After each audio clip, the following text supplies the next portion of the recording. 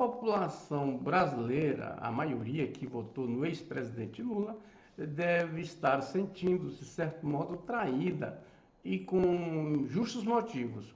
Porque a sensação, há uma semana da posse do ex-presidente, é que um velho substituirá outro velho.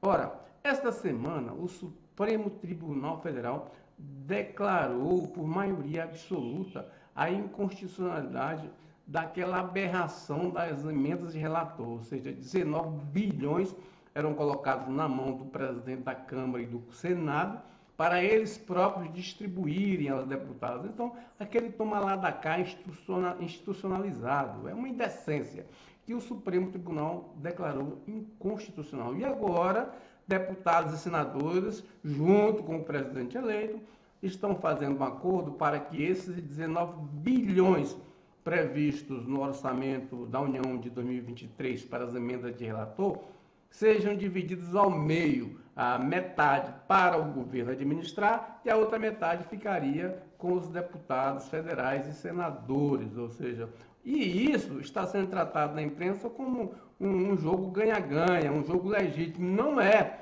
porque as emendas de relator já são de origem viciadas por inconstitucionalidade, que deputados, senadores e o presidente eleito estão dando um jeitinho.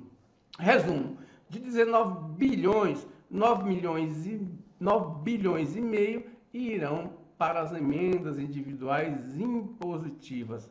Vejam bem o nível da questão. Para 2023, no Orçamento Geral da União, que tramita ali no Congresso, estão previstas 11 bilhões de reais para as emendas individuais impositivas.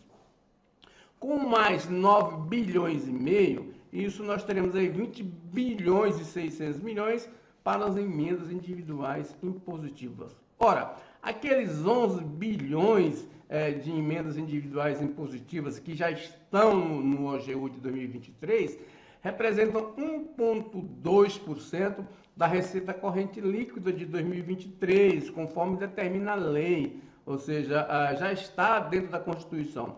Agora, quando aumenta isso para mais de 20 bilhões de reais de emendas impositivas individuais, supera 1,2%, passa para 2,2% da receita corrente líquida as emendas individuais. E aí ter-se-ia que alterar novamente a Constituição da República, ou seja, de forma casuística. Então, o deputados e senadores aumentariam aí por fora de 1,2% para 2,2%, contrariando a Constituição, o valor das emendas impositivas individuais. Agora, veja bem o efeito cascata. Se os deputados vão fazer isso, deputados e senadores, imagina como acontecerá nos estados. No Tocantins, este ano, os deputados aprovaram uma emenda constitucional aumentando de 1% da receita líquida para 1,2% da receita líquida as emendas individuais impositivas. Isso significa que em 2023 os deputados estaduais terão 129 milhões de reais de emendas impositivas, onde ele pode aplicar aonde quiser esse dinheiro, desde que 50% seja aplicados na saúde.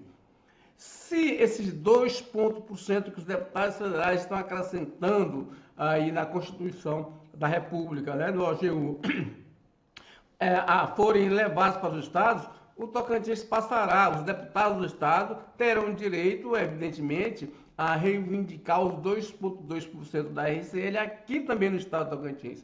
Isso representaria o quê? Um aumento de 129 milhões para 237 milhões de reais de emendas impositivas, aquelas obrigatórias, nas mãos dos deputados federais para fazerem o que bem entenderem nos seus municípios. O que significa isso? Significa dinheiro que se retira de ações macro do governo para ações paroquiais de deputados, ou seja, é aquela questão do Rodrigo Paraguaçu. Deputados federais, senadores e deputados estaduais preferem levar emendas para garantir os seus votinhos nos currais eleitorais a pensarem no macro. Por isso, a saúde dos estados está dessa forma, os hospitais regionais acabados, as rodovias que beneficiam todos os municípios acabadas, porque deputados estaduais, federais, senadores preferem o seu curral eleitoral em detrimento das prioridades regionais. Então, é uma esculhambação esse Congresso Nacional, e que o presidente Lula, que dizia que ia fazer diferente,